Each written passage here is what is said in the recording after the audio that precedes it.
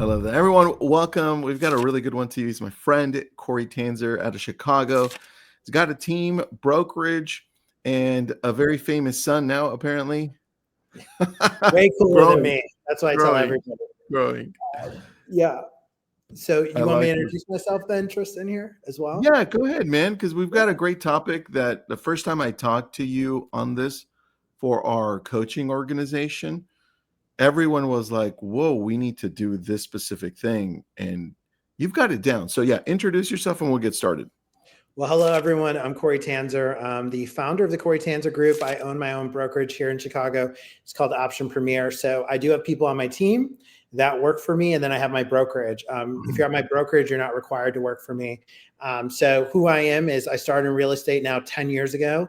My family had been in it, and they told me not to get into it because it was a scary thing. It was inconsistent, and I guess they didn't have faith in me. So they told me, do not get your license. So I went and worked for a buddy of mine for the first year doing apartment rentals, slinging apartments like you would not believe. And then I discovered farming, actually from lab coats. I think you guys did a 2016 or 2017 early farming thing, and you guys talked about it. And I was like, I can do this, but I'm more digital. So I started 2 Facebook groups for my neighborhood. And I was farming traditional, where I was sending postcards to everybody in my neighborhood. And then I created these 2 Facebook groups. And one of the key things I did when I started sending my postcards in 18 was I always included a QR code to get to my Facebook group, right? Connect with your neighbors. Let's get social, right? So these 2 Facebook groups, when I started them, I was maybe I was doing 3 to 4 million in sales a year across all of Chicagoland. I then honed in on my farm. And last year in 24, I did 57% of all the sales in my farm, which is roughly 2,000 homes. And what does that equate to? Because people often ask, what's 57%? Is that 2 homes, 3 homes?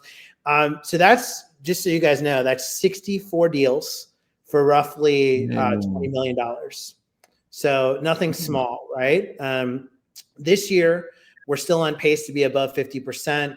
And this is where it gets wild. We're still in an inventory shortage, unlike I know other parts of the country are experiencing more of a buyer's market. We still have an inventory shortage.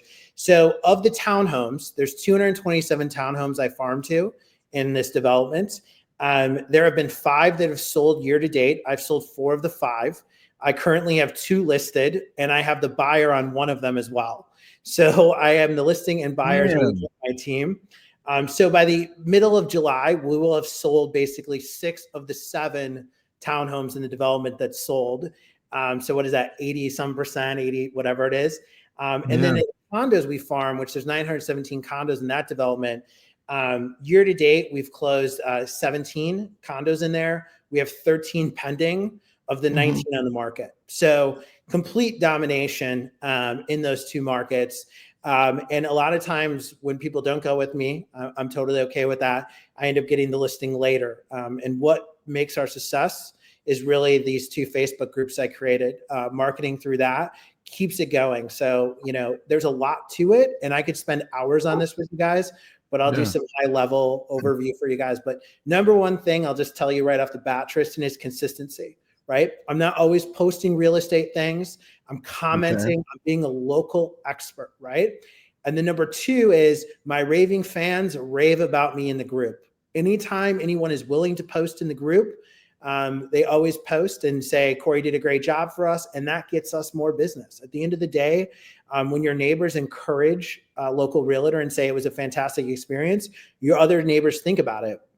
The 1 townhome we have under contract right now that was in the private listing network, and in Chicago, it's different. The MLS has a private. So to be clear, it's not part of that other controversy we're talking about across the board, but our private, we put it up because our sellers weren't ready. And then another agent brought them in, and, I had posted, we were looking for a townhouse for our buyers. It ended up those sellers saw it. Our buyers had already gone under contract, and they said, well, we want to work with you because you have a buyer pool. And it wasn't our buyer we brought, but they saw that post where I wanted a townhouse, and it reminded them to use me. So this is in your group. They saw it in your group. Correct. Okay. I'm going to add this to the stage here so people can see this. Let's just remove that little Yeah, I got rid of that. There we go. Perfect. Okay. You've got 2 Facebook groups. This is Yeah. one of them, right? So this is one of them. So this is the 900, and I'm currently on this page moving it. This is the 917 units. It's called University Commons in Chicago. We have AI enabled in it. And basically, this is where, if you can see the feature posts, like this is our egg hunt. This is our massive successful event. I just post here basically in March about our egg hunt with some I of the remember details. when you did that. Yeah. Yeah. So we posted this. It's still featured in the top of the page.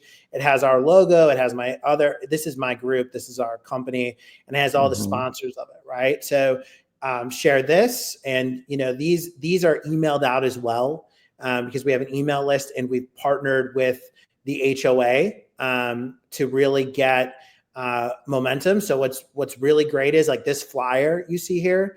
They also emailed it out to everybody in all the HOAs in the neighborhood. So this flyer with my information of this neighborhood event went to everybody.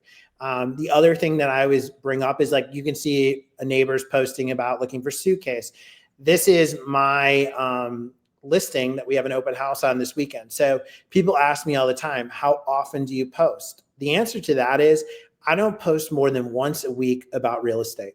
I never, because I feel like people get turned off when it's constant posting about your listings. Instead, it's just a simple, hey, just listed. Here's some photos. Here's some details on this property.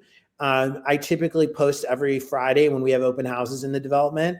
And you can see it already reached 43 people. The posting I did last week, this is somebody asking they're expecting a baby. These are actually my clients who gave me a review in here as well. So this is another little tidbit. So now I know they're having a baby. Guess what we did? We sent them a branded onesie for the baby. So they already have it. So we're prepared, right? And more importantly, that was a great, like they posted here, and then I sent them a text congratulating them, and a great way to, rekindle that relationship. They bought last year. They bought a larger space, but their response back to me to text was, hey, we're probably going to end up selling in 2 to 3 years when we have number 2 and need more space. So thanks for reaching out. Thanks for sending us a small gift. Right. So I'm really using hybrid, right? It's a hybrid model, right, Tristan? It's using the data that they're giving you, some of my neighbors, answering their questions and sending them things as well.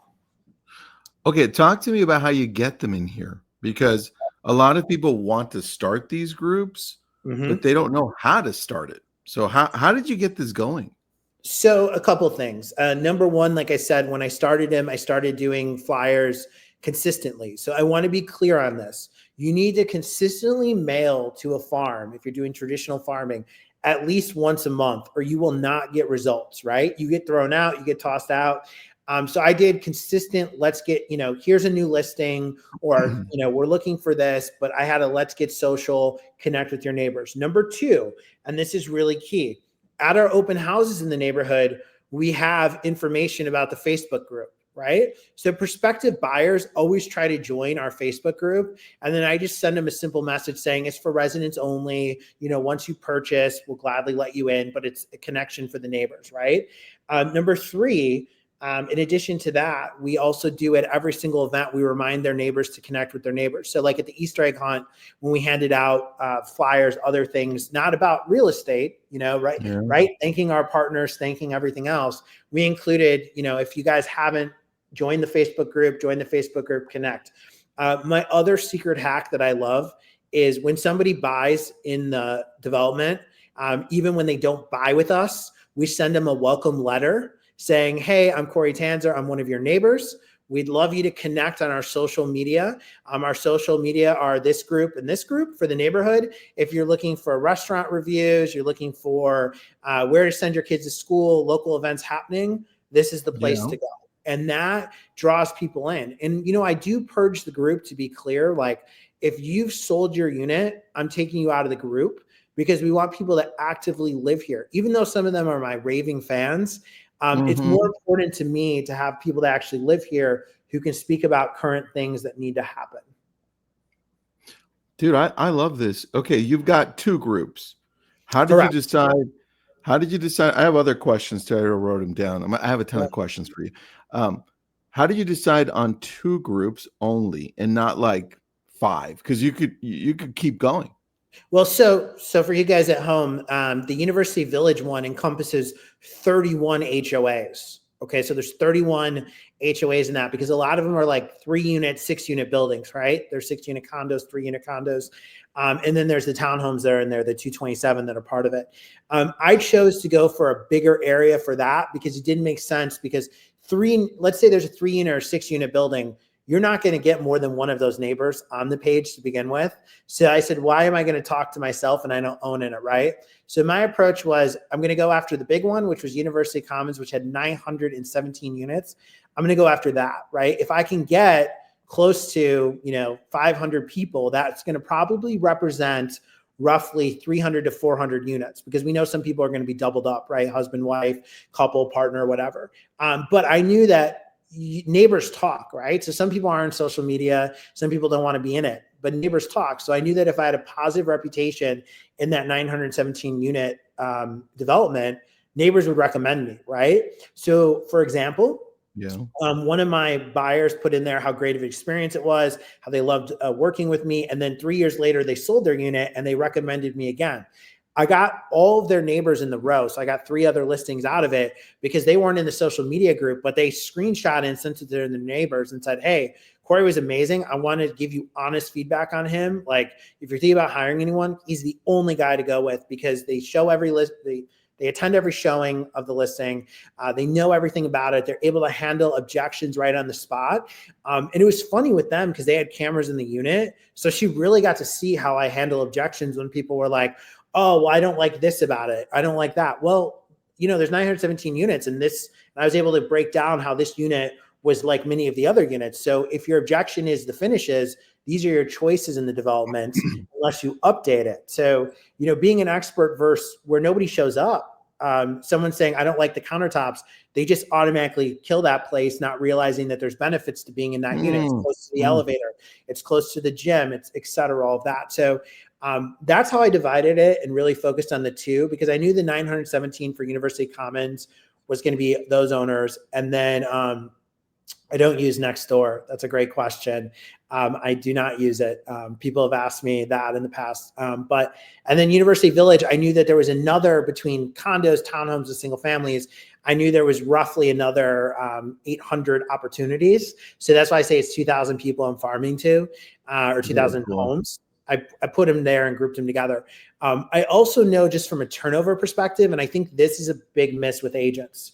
You're going to farm somewhere and you want somewhere that has higher turnover than what you're seeing elsewhere, right? So for example, in University Village, I know the turnover of townhomes before COVID, when we were in a balanced market in Chicago, was 26 units. So 10% was the average turnover. Now I know the turnover is 5 units. So if I hadn't built up my database, while the price point is great, 700,000 to $1 million on those townhomes, is it worth my time in marketing to those homes, which has little turnover? Or am I better in University Commons where I know that there's going to be roughly 100 units turning over every year? If I can get higher market share. That was really my goal, was to go over after turnover. But in the beginning, when I built the neighborhood, I knew that there was on average 26 units. Now we're down to 13, right? I'm going to have 7 of the 13 on average, right? That's crazy. So that's crazy to start with, just so you know. Yeah. So the data is there to support it. So if I was doing this all over again, I would know as a business owner and as an entrepreneur that if I'm going to spend the money to farm to this neighborhood that has only turnover of 13 units, I'm going to lose money the first year or 2. But this is why I say don't give up, right? If you consistently farm to them and then get them into the social media and you add value, right? Adding value being, hey, this restaurant just opened, or hey, this is a great, opportunity near us. Here's an event. I partnered with UIC to give a movie night at the local baseball field in front of our homes, right? So I partnered with them. UIC promote it, so it wasn't me promoting it, and it was a great opportunity. Now the weather didn't cooperate, but people were like, "When are we going to do a baseball night?" That was awesome that they offered to play a movie at the baseball stadium for free for our neighbors, right? So are you mailing a newsletter each of these folks monthly? No, we were just doing standard postcards. We do a welcome letter, and that's what we really focus on is when people are new. And then the other thing is the community events. So as Tristan knows, we do a ton of community events, Yeah. and that really promotes the page, promotes our brand without being pushy. So I really focus on community, and I believe kindness goes a long way. So another example that Tristan knows about that's in here, if I search it, I had my Instagram famous son post in here about how I was providing coffee to the whole neighborhood. So our local coffee shop, which is Starbucks, my son posted and said, the mayor is they call me the mayor, by the way. The mayor is providing coffee to everyone. So come on by to Starbucks. And we literally just super cheap promo, right? We loaded a gift card with $100, right? Which is only 20 coffees, right? On average. But we said, hey, until the gift card runs out, come to Starbucks around the corner, which is where everybody goes. I didn't even stay there and greet people because I had to take my son to school. But people literally commented on the post and said, thank you, Mayor Tanzer. Thank you, Cory. And then the Starbucks staff now, which Tristan can attest to this too, they always put on my drink, Mayor, even though they know my name is Cory, they always put the Mayor on my Starbucks drink. So I always post that as well for fun. But go ahead, Tristan, with your questions. Dude, first of all, I didn't know that about you, the mayor. That's kind of cool. Oh, I didn't know that you didn't know that. It's I didn't know that. I didn't know that. So that's cool. I didn't give the nickname. Just to be clear, I didn't give it. Other people gave me. That's even better because we're always talking about being the digital mayor, right? So that's good. First of all, when you said local coffee shop, I know you said it fast, but I was thinking, I wonder what local coffee shop that is. I wasn't expecting it to be Starbucks. Right. So in our neighborhood, we have only Starbucks as an option. If you go further out of our neighborhood, there are actual small roasters, small coffee shops, right? So with that said, I went with Starbucks because also smartly, across the street is the local school. So like on Joe's post here, people asked about local school. This school, University Village Montessori right here, is across the street from Starbucks. So who's my most likely audience to move in the next 3 to 5 years? People with kids, right? Of course. Yes. So why wouldn't I go to that Starbucks, offer it up? And then the staff is great. Tristan knows this. I give the staff small gifts all the time. The staff is great because they always say to anyone, oh, do you know Cory, the mayor? Because anytime they hear anyone talking about real estate, they know to promote me because I also do meetings there with people. But that school is literally across the street from us. So it's a great opportunity to remind people that go to that school. And the townhome, again, so it's a combination of marketing, right? I posted, I'm looking for a townhouse. Those people reached out to me. Their youngest also goes to this school. So, is it the support of that school? Is it that I allow this school to post in our Facebook group because they're local and the headmaster of the school knows me? I'm sure that she's given my name out, but those are all people that are going to move, right? I know statistically that under 6 is when most families move. If you're above 6, you're buying a townhouse, you're staying in the neighborhood because you're paying for private school. If you're not, you're moving. So again, the Kids Club is an amazing opportunity, and this digitally is a great opportunity. When people post about, we're having a baby, we're expecting that, I make sure to invite them to our events and privately message them and say, hey, we're doing this event, because again, that builds that brand. So, all right. Go 2 ahead. questions. Cynthia's got a good one, easy. Are you doing postcards each month or every other month, quarterly? What does this look like? So in the beginning, I was doing postcards for the first 2 years every month. Now with my brand and everything else, I'm down to a quarter. I do it every quarter. Because also when you have so much market share, at some point it gets kind of ridiculous where you start showing, oh, we just sold 5 homes, right? Instead, we have an approach of, hey, over the last quarter, we sold 13 listings or we sold 15 listings or whatever the number is, right? The other thing is these buildings, in particular, this University Commons building has an area where you can post flyers. So other realtors post their listings in there too, and other realtors are in this group. But we post every single week flyers in those lobbies. So we're consistent. And the flyers always say just listed, under contract, last year's sales. And then we have one that says 1 in 2 homes is sold by, the Cory Tanzer Group. And then obviously the little asterisk based on MLS data through whatever date. But at the end of the day, those flyers on that board remind them. And then we have the get social, right? We have a QR code on the board that takes you to collaborate with your neighbors, connect with your neighbors. My entire pushing of the group is to get to know your neighbors. It's not about me selling a home. And I think that that's where the big fail comes from people, is they just want to create a group and just push real estate. There's a ton of Facebook groups. I'm probably a member of hundreds of local Facebook groups. But the one thing I consistently notice is low engagement when you're pushing your product consistently, whether that's you're the owner of a different shop and you've created this Facebook group, or you're selling real estate. When you post yourself and promote yourself, it's less likely to get traction versus if you just answer questions. I answer questions all the time in the group because I want to be a resource for the neighbors. And that's it. That's my entire goal, is to be a resource. So I've got more questions here. And Monica, you answered half of Monica's question. Monica, I'm going to get to yours. This is great. But the postcard, what do you include in the postcard at the beginning? And has it changed since then? The messaging and what was it? And what is it? In the very beginning, it was very simple. Front side, just listed with the property.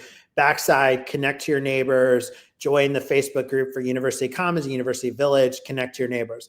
Now it's very simple. On the front side, it's just listed. Again, it's very similar, or properties just sold this past quarter. Then on the backside, we've upgraded to upcoming events in the neighborhood, right? So we remind people of, hey, 4th of July parade, right? I haven't promoted the 4th of July parade in the Facebook group yet, but we're also doing a block party in August. So on the back of the postcard that we'll be sending out in July to celebrate Q2, right? So we'll finish Q2. To celebrate it, we're going to have 2 big events. We're going to have our back to school drive for where we collect backpacks and folders for a local school that isn't as privileged as some of our students go to, our kids. And number 2, we're going to focus on reminding people that we're going to have that further out event besides the block party. We're going to have that October Halloween event. So we always do a fall fest and Halloween event. So it's like, get social, here are upcoming events, and really focusing on that to remind people of us being part of the community, but also all these great opportunities for them to meet their neighbors. And again, so when you're at those events, then I'm saying to the neighbor, hey, nice to meet you. I'm Cory. I don't know if you're part of our Facebook group, but it's a great way to find out about events that are happening more, in real time and mailed out, et cetera. So, but I've shifted it down. But again, as I tell everybody in the beginning, you have to be consistent. You have to do it every month and you'll gain traction. And, I've shared this to Tristan before. You cannot give up, because the very first time I sent out flyers, I got no response. I did community events and I got no response. And then my community events went from my in-laws supporting me, my wife and my brother-in-law, to 300 plus people coming out consistently, right? So yeah, I remember you telling me that. Yeah. What separates successful agents in this process from unsuccessful is not giving up and being consistent. And I think that that's where people tend to say, well, I mailed 3 times and I got nothing. And I created this Facebook group, I'm getting no traction. No, you have to be consistent, right? And then who you are, you have to be consistent in this group. You have to add value consistently. Yeah. And it's not easy, man. Like, you have to show up consistently, and they're going to have challenges with other people, with other agents. It's not easy out there. So I think people may think, wow, Cory's at this place already. Now it's easy for him. No, this is a continual challenge. Monica's got a great question. Apologies if this has already been explained. I was a little late. What if there are existing neighborhood Facebook groups for all of the neighborhoods you're targeting? Do you still form another group, perhaps with a different spin or with multiple neighborhoods included?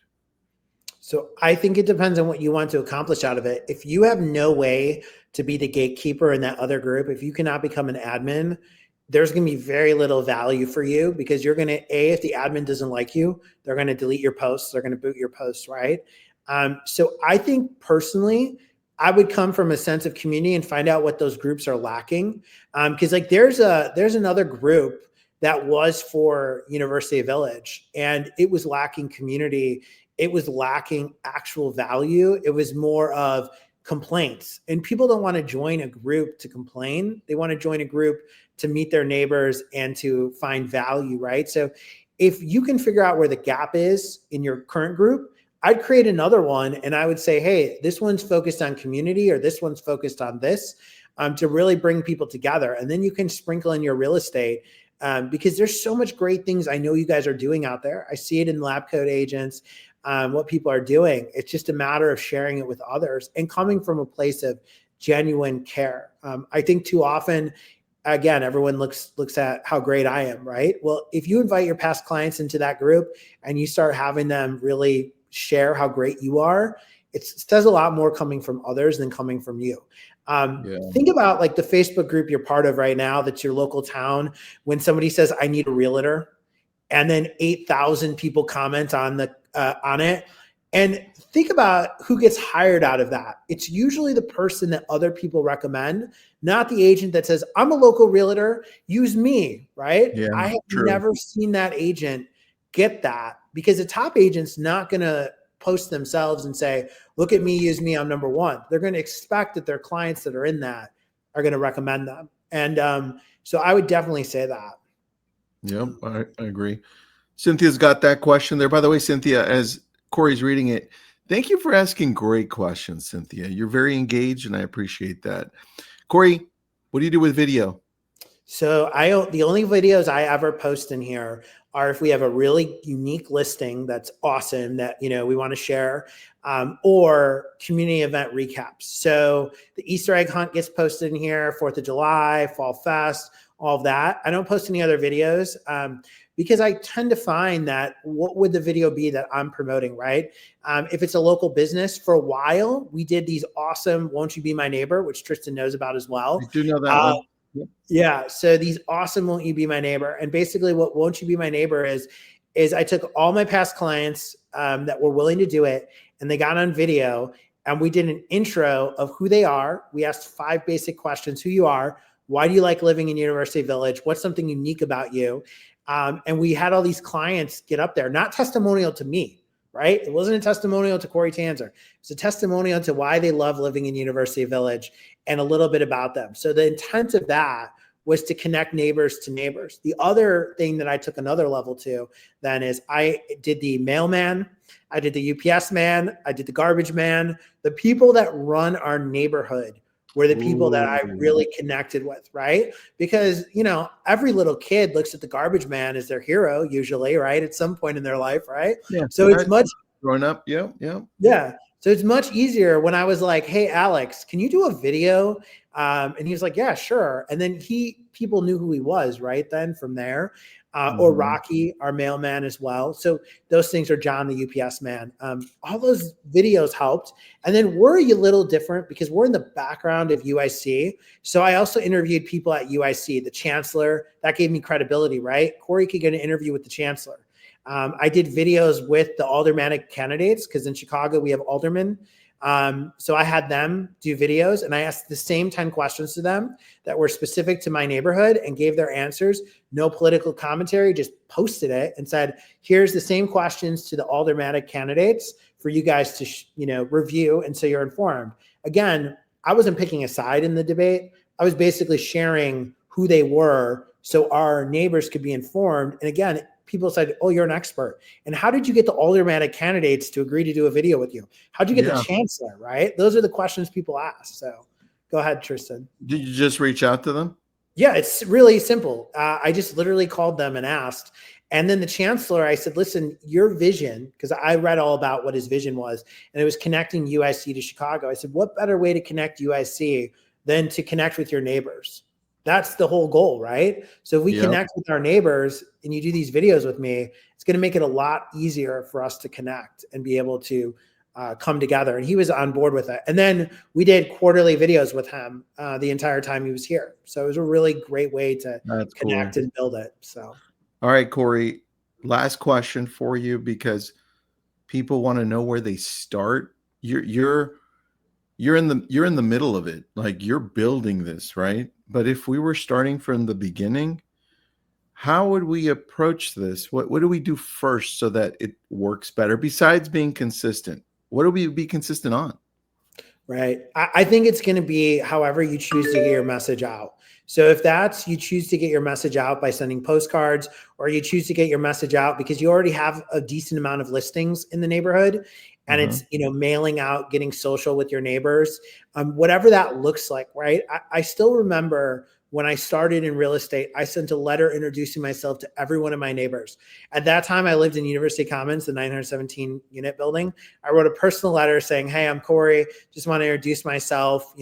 I'm excited to be your neighbor, as well as I'm a local realtor. And that template really, went far. But again, if I was going to start over, you have to figure out what is your digital footprint. How do you get in front of people? Do you have past clients in that neighborhood? Do you currently live in it, right? If you live in it, it's a lot easier to get in front of people. If you're looking to farm it, who do you have in that neighborhood that can be your local cheerleader, your local, oh my God, Cory's amazing. You have to join this Facebook group. And then again, whatever you start, don't post real estate in the beginning. Post something, if you want to introduce coffee shop, or you want to introduce bookstore, whatever you have in that neighborhood or that's local, be that expert, right? What would distinguish you from another agent getting a listing in that neighborhood? Because we all have very similar tools, but usually what wins is you're a local expert, right? That's what people want, is somebody who's an expert in that subdivision, in that area. And when you know, and you can rattle off the top of your head, like, I know that there's 7 grocery stores. I know that the 1812 and the Whistle Stop are all ways to get to where you want to go with a potential buyer. That makes a huge difference. So again, if you post that, and I think one of the greatest posts that I had about transportation in the beginning was, I said, did you guys know that there's a whistle stop in our backyard? And people were like, what's a whistle stop? And I was like, it's the Metra. It stops behind me. If you stand on the platform, it will stop for you. And it costs $1.25. It takes you to Union Station. So if you're looking to get to the loop, it's cheaper than the bus. It's faster. And on the weekends, it runs every hour, right? And people were like, I didn't know that. Awesome. Yeah. And so when people said, well, how did you know about that? I said, well, when I show listings and people tell me they're going to work in the loop, I said, we don't need to worry about the bus. You can take the whistle stop. And during the week, it stops every 15 minutes. Great opportunity, right? And so it's those little things, but I hope that answers it for them. And it does. I'm always available. I'd love to add you guys, but you don't live here. So I'm happy to have private conversations. And Tristan's a member, but he's got exclusivity on that one. I love seeing it, man. I love it. With your, won't you be, because I wrote this down as you're talking about, won't you be my neighbor? You should do a one postcard just to your area with it just listed with your head on Mr. Rogers' body. That would be great. That's a great idea. I would gladly do that. So well, you have amazing ideas. I just thought I'd add that. I appreciate you. So thank you so much. Anything else, Tristan? That's it, man. Thank you for your time and your knowledge, and everyone else, thank you for great questions and great engagement. Cory, how do people get a hold of you if they have questions? Yeah, feel free to call me on my cell, literally. Do you want me to give out the number? I'm fine with that. Or what's your email address? What's your email address? It's Cory@optionpremier.com. So Cory @optionpremier.com. I am more than willing to answer emails. I'm more than willing to screenshot you guys stuff. Again, it's hard to do this because I'd have to search, and it's really hard to show you everything in here. But I'm more than willing to screenshot or share, or add you for a day to just go through it with you and go over Zoom. So, dude, if we do this this mastermind that I'm looking to do out here, if you've got time, I'll fly you out here so you can be part of it and teach, because I love I love your teaching style. Happy to teach, happy to give back. Cooperation over competition. Remember that. Yeah. That's what success is, cooperation. So I like that. Thanks, man. Thank you, everybody. Cory, amazing.